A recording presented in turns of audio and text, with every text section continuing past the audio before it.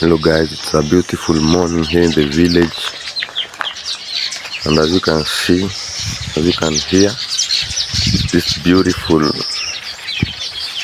birds are chirping, probably thanking God for another day, another bright morning.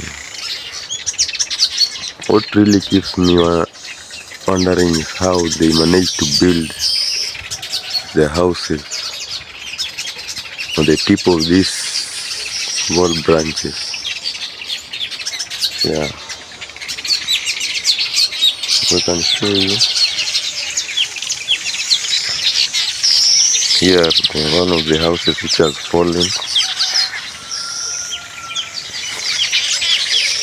Just a pure architecture from the bird. Let me bring here so you can see well.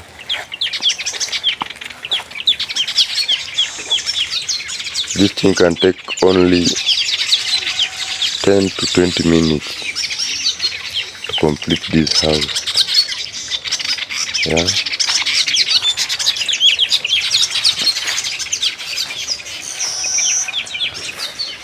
You can enjoy the beautiful chirping.